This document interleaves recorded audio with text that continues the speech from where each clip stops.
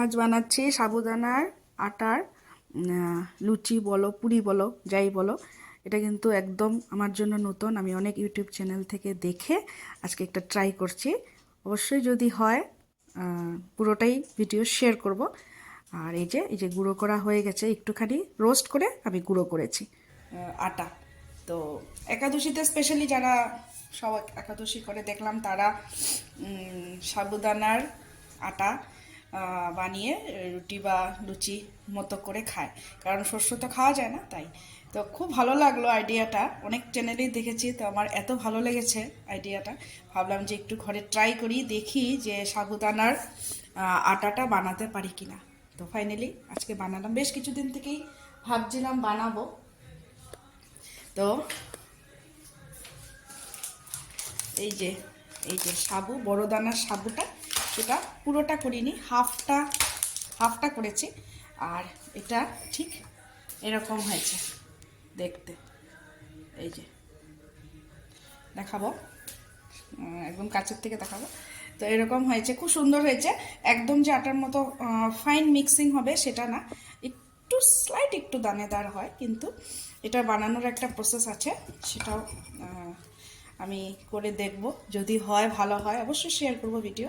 তবে এটা কিন্তু খুব ভালো আইডিয়া। এখন এটা এখানে স্টোর করে রাখবো। এই যে একটা কিছুতে স্টোর করে রাখলে কী হবে,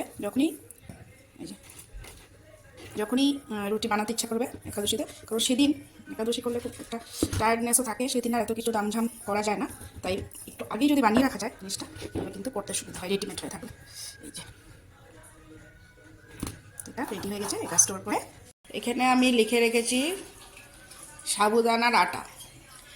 কারণ লেখার কারণ হলো, এত রকমের আটা, কোনোটা ময়দা, কোনোটাতে কোনোটা চালের গুঁড়ো, তো সব দেখতে একরকম লাগে, চেনা যায় না, এই জন্য এটাতে লিখে রেখেছি সাবুদানার আটাটা।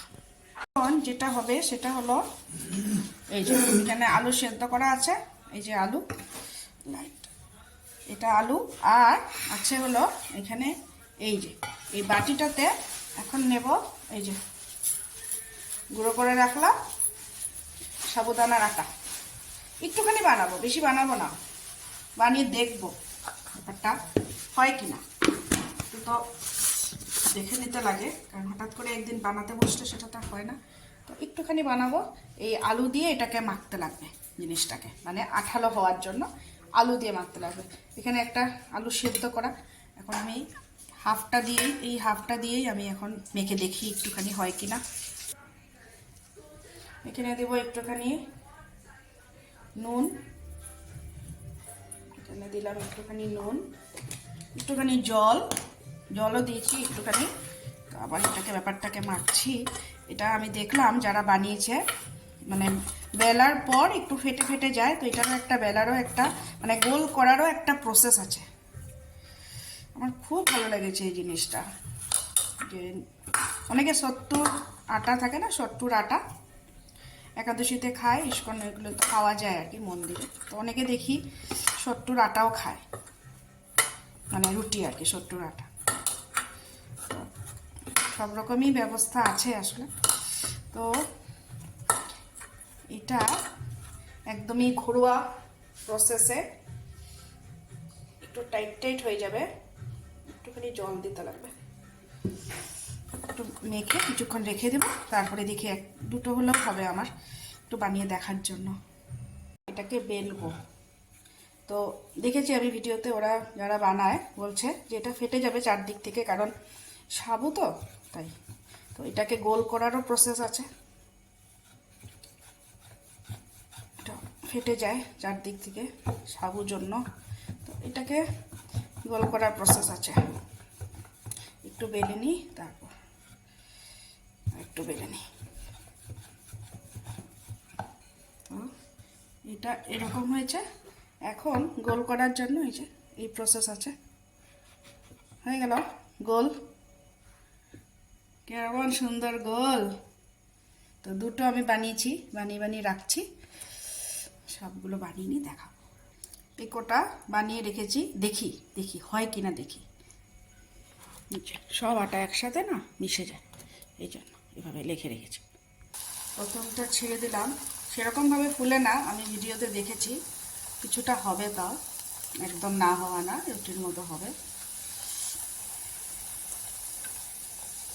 হাওয়া দিয়ে কথা না, একটা অন্যরকম জিনিস, খাইনি কখনো, তো মনে হয় বেশ ভালোই লাগবে। বাহ, সুন্দর হয়েছে, সুন্দর হয়েছে, বাহ। এরকমই হয়েছে, যেটা দেখেছি আমি এরকমই হয়েছে। এটাকে সাদা আলুর সাথে খেয়েছে, সাদা আলুর তরকারি, গোলমরিচ দিয়ে খুব সুন্দর করে একটা সাদা আলুর তরকারি করে এটা একাদশীর দিন খেয়েছে, আমি ভিডিওতে দেখেছি। নেক্সট টাইম ঠাকুরের ইচ্ছা থাকলে এরকমই খাবো। বেশ সুন্দর, সুন্দর হয়েছে, আর এত সুন্দর সফট, এত সুন্দর সফট হয়েছে। সফট হওয়ার কারণ আলু দেওয়ার জন্য।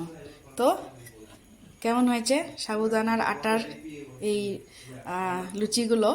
তো রুটিও বানানো যায়, এরকম পরোটাও বানানো যাবে, কিন্তু লুচি হলে এরকম শেপ করে কেটে নিতে হবে, না চারদিক থেকে ফেটে যায়। তো কেমন লাগলো এই রেসিপিটা? আমার জন্য তো একদম নতুন, তোমাদের কার কার জন্য নতুন অবশ্যই কমেন্টে বলবে।